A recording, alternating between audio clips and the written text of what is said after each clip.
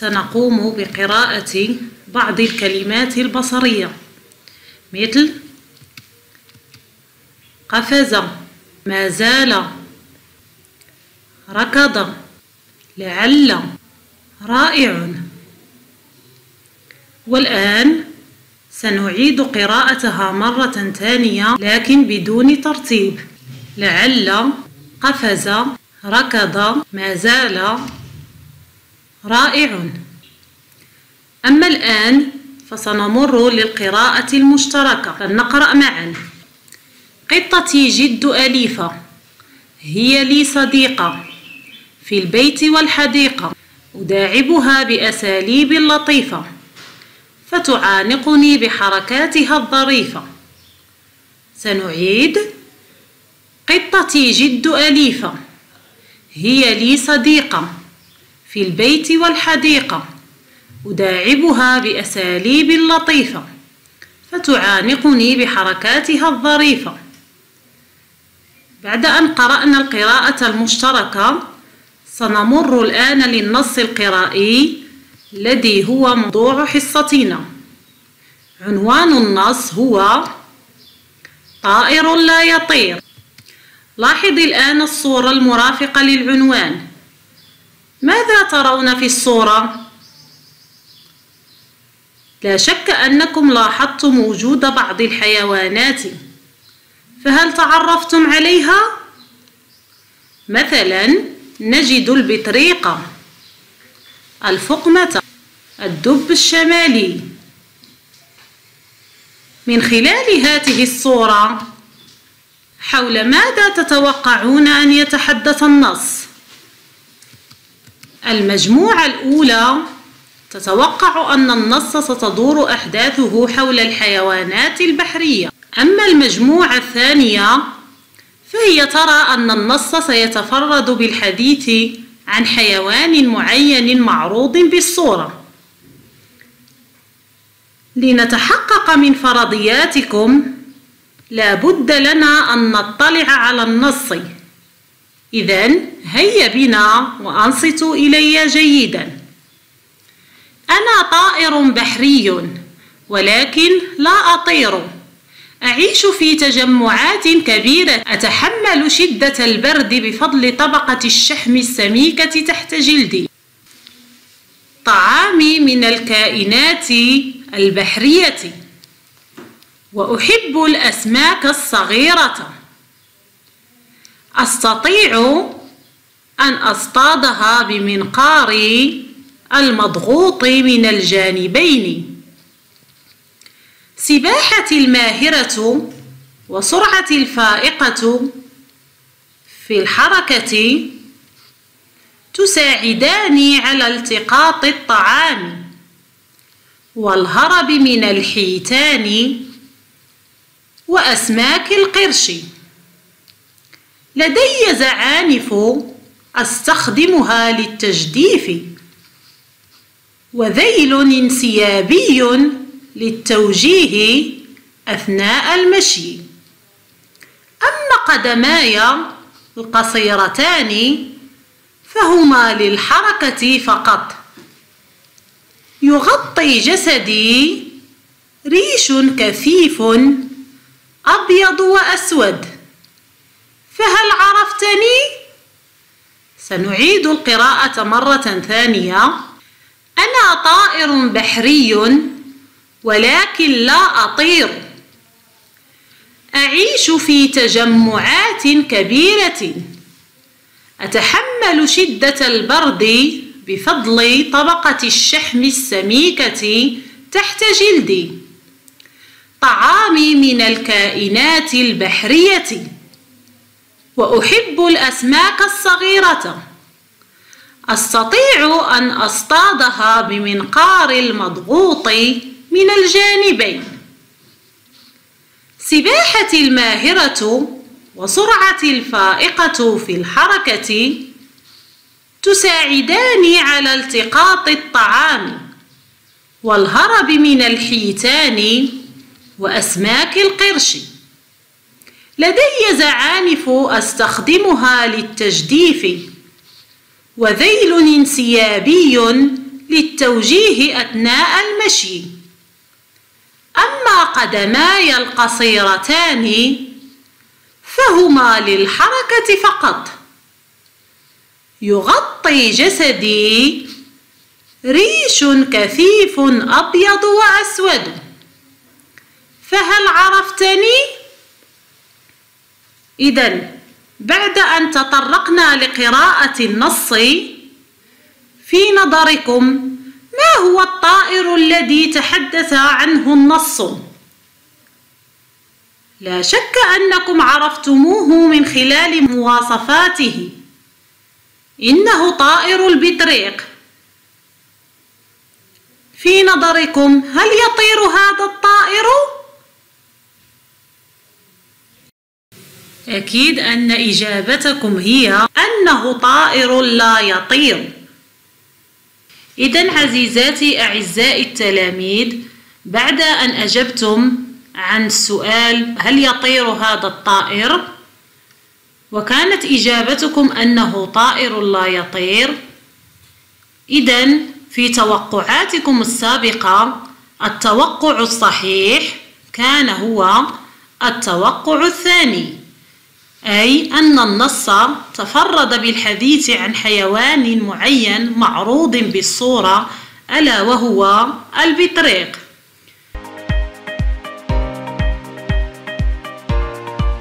Soyez attentifs. Observez bien ce poster et dites-moi qu'est-ce que vous voyez. Observez bien ce poster et dites-moi qu'est-ce que vous voyez. Très bien. On a des enfants avec leur papa. Il y a des enfants avec leur papa. Qu'est-ce que vous voyez à droite? Qu'est-ce que vous voyez à droite? Très bien. Il y a un lion, il y a une lionne et il y a des lionceaux. Très bien. Et derrière, qu'est-ce qu'on voit? On voit le kangourou. On voit le kangourou. Et à gauche, qu'est-ce qu'on voit? On voit des serpents. On voit des serpents. Alors, dites-moi, à votre avis, qui sont ces personnages? Qui sont ces personnages? Ce sont deux enfants et leur papa. Ce sont deux enfants, Samir et Sarah, et leur papa. Où sont-ils? Où sont-ils? Ils sont dans un parc des animaux. Ils sont au zoo. Ils sont dans un parc des animaux. Ils sont au zoo. Que font-ils? Que font-ils? Samir et Sarah et leur papa regardent des animaux. Samir, Sarah et leur papa regardent des animaux. Ils visitent le zoo. Ils visitent le zoo. Et les animaux qu'ils sont en train de voir sont le lion, la lionne, les lionceaux, le kangourou, le serpent, le lion, la lionne, les lionceaux, le kangourou, le serpent. Maintenant, je vais vous présenter le dialogue entre les deux enfants et leur papa et vous allez me dire combien y a-t-il de répliques dans ce dialogue? Combien y a-t-il de répliques dans ce dialogue? Combien y a-t-il de personnages? Qui sont-ils? Qui sont-ils? Et que font-ils? Que font-ils? Vous êtes prêts? On commence et soyez attentifs. Écoutez bien les enfants. Samir. Où vas-tu, Sarah? Où vas-tu, Sarah? Tu veux voir encore les lionceaux? Tu veux voir encore les lionceaux? Sarah. Ah oui, ils sont jolis. Leur père est le roi des animaux. Il est gros et fort. Sarah. Ah oui, ils sont jolis. Leur père est le roi des animaux. Il est gros et fort. Samir. Viens ici. Regarde ce kangourou. Sa tête ressemble à celle du mouton. Ses pattes antérieures sont courtes. Sa fourrure est rousse. Il a une petite poche au ventre où il met son petit. Viens ici. Regarde ce kangourou. Sa tête ressemble à celle du mouton. Ses pattes antérieures sont courtes. Sa fourrure est rousse. Il a une petite poche au ventre où il met son petit. Papa, venez voir le cobra. Venez voir le cobra. Il est très dangereux. Il est très dangereux. Sarah et Samir. D'accord, papa. D'accord, papa. Alors, je répète le dialogue. Où vas-tu, Sarah? Tu veux encore voir le lionceau? Où vas-tu, Sarah? Tu veux voir encore le lionceau? Sarah. Ah oui, ils sont jolis. Leur père est le roi des animaux. Il est gros et fort. Sarah. Ah oui, ils sont jolis. Leur père est le roi des animaux. Il est gros et fort. Samir. Viens ici. Regarde ce kangourou. Viens ici. Regarde ce kangourou. Sa tête ressemble à celle du mouton. Sa tête ressemble à celle du mouton. Ses pattes antérieures sont courtes. Ses pattes antérieures sont courtes. Sa fourrure est rousse. Sa fourrure est rousse. Il a une petite poche au ventre où il met ses petits. Il a une petite poche au ventre où il met son petit. Papa, venez voir les cobras. Venez voir les cobras. Ils sont très dangereux. Ils sont très dangereux. Samir et Sarah. D'accord, papa. D'accord, papa. Maintenant, je vais vous poser quelques questions et vous devez me répondre. Alors, combien y a-t-il de répliques? Combien y a-t-il de répliques? Très bien, il y a 6 répliques. Très bien, il y a 6 répliques. Et combien y a-t-il de personnages? Combien y a-t-il de personnages? Il y a 3 personnages. Qui sont-ils? Qui sont-ils? C'est Samir, Sarah et leur papa. Samir, Sarah et leur papa. Que font-ils? Que font-ils? Ils décrivent des animaux.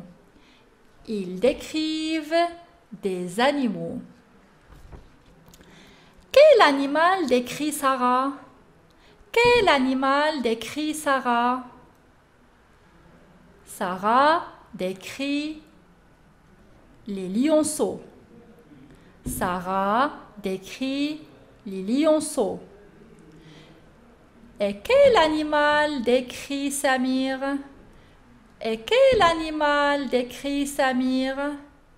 Samir décrit le kangourou. Samir décrit le kangourou. Et le papa? Et le papa? Le papa décrit le cobra. Le papa décrit le cobra. Très bien. Alors maintenant, les enfants, faites attention. Je vais vous faire réécouter le dialogue. Faites attention. Je vais vous faire réécouter le dialogue. Samir, où vas-tu, Sarah? Tu veux voir encore le lionceau? Sarah, ah oui, ils sont jolis. Leur père est le roi des animaux. Il est gros et fort. Samir, viens ici. Regarde ce kangourou. Sa tête ressemble à celle du mouton. Ses pattes antérieures sont courtes. Sa fourrure est rousse. Il a une petite poche au ventre où il met son petit. Le papa, venez voir les cobras. Ils sont très dangereux. Venez voir les cobras. Ils sont très dangereux. Samir et Sarah, d'accord, papa. D'accord, papa. Alors, dites-moi, les enfants, qui a parlé en premier? Qui a parlé en premier? Très bien. C'est Samir qui a parlé en premier. Et qu'est-ce qu'il a dit? Qu'est-ce qu'il a dit? Il a dit à Sarah, « Où vas-tu, Sarah? Où vas-tu, Sarah? Tu veux voir encore les lionceaux? Tu veux voir encore les lionceaux? » Que lui a répondu Sarah? Sarah lui a répondu, « Oui, ils sont jolis. Oui, les lionceaux sont jolis. Les lionceaux sont jolis. Leur père, le lion, est gros et fort. Leur père, le lion, est gros et fort. Les lionceaux sont jolis. Leur père, le lion, est gros et fort. Leur père, le lion, est gros et fort. » Et que demande Samir à Sarah? Et que demande Samir à Sarah?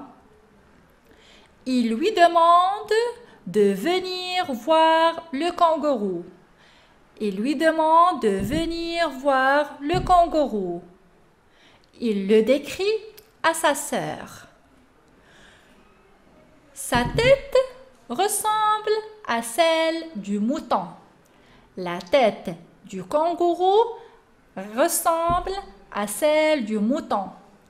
Ses pattes antérieures sont courtes. Sa fourrure est rousse et il a une poche au ventre. La tête du kangourou ressemble à celle du mouton. Ses pattes antérieures sont courtes. Sa fourrure est rousse et il a une petite poche au ventre où il met ses petits.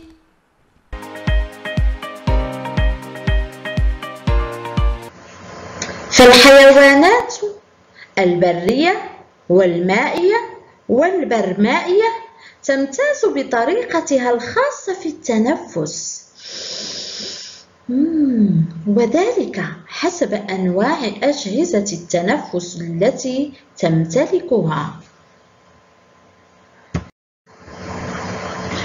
فكيف يكون التنفس في البر؟ كما نلاحظ يدخل الهواء من الأنف ليصل إلى الرئتين ثم يخرج من الرئتين ليصل إلى الأنف والفم. من خلال ما سبق نستنتج أن الهواء يدخل من أنف الخروف ليصل إلى الرئتين بومون. التنفس عند الخروف رئوي.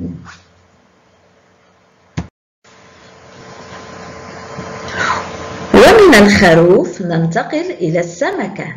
فالسمكة تعيش في وسط مائي، فهي حيوان مائي، لكن كيف تتنفس في الماء؟ وما أعضاء التنفس لديها؟ ولنختبر أجوبتنا تعالوا معي لنشاهد هذا الشريط. ماذا تلاحظون؟ نعم، أعضاء السمكة تتحرك، قد تكون هي أعضاء التنفس respiration. ولكي نتأكد من ذلك نشاهد التجربة الآتية. عند وضع ماء ملون بملون طبيعي في فم السمكة نلاحظ أنه يخرج من الخياشم بعد أن مر بالغلاصم. خيشم أوبركول، غلصمة برونشي. يدخل الماء من فم السمكة، يعبر الغلاصم ثم يخرج من الخياشيم.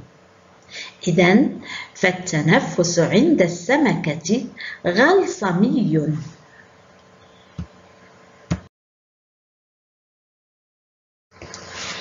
دب الحلز فوق حجارة، من أين أتى يحمل داره؟ أجل إنه الحلزون. نعم، جاء دور الحلزون، فكيف يتنفس؟ وما أعضاء التنفس لديه؟ فلنتابع الشريط. انظروا إلى هذه الفتحة التنفسية، لاحظوا جيدا، فمنها يدخل الهواء ليصل إلى الرئتين.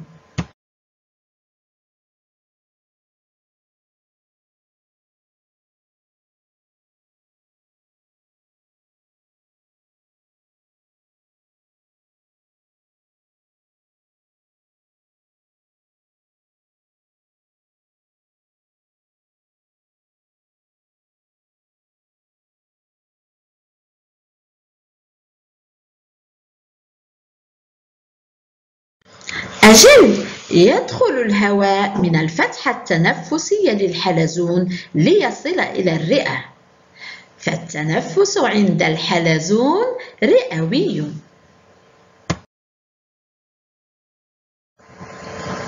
ومن الحلزون ننتقل إلى الضفدعة. فكيف تتنفس الضفدعة؟ وما هي أعضاء التنفس لديها؟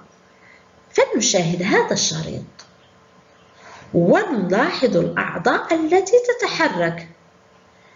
نعم، إنها تستعمل الرئة للتنفس وكذلك الجلد.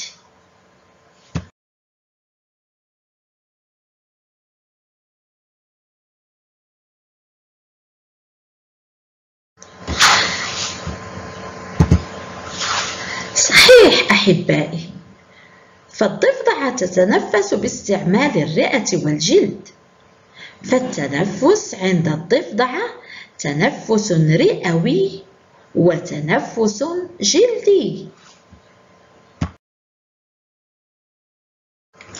فماذا نستخلص مما سبق بعدما تعرفنا على كيفية وأعضاء التنفس لدى هذه الحيوانات؟ تتغير أعضاء التنفس عند الحيوان حسب وسط العيش. يمكن التمييز بين التنفس الرئوي والتنفس الجلدي والتنفس الغلصمي. والآن هيا لننجز معا هذا التمرين حتى نثبت ما تعلمناه. لدينا حمامة سردين، بقرة وقرش. أيها يتوفر جسمه على الغلاصم؟ يتوفر جسمه على الرئة. وأيها حيوان له تنفس غلصمي؟ وأيها حيوان له تنفس رئوي؟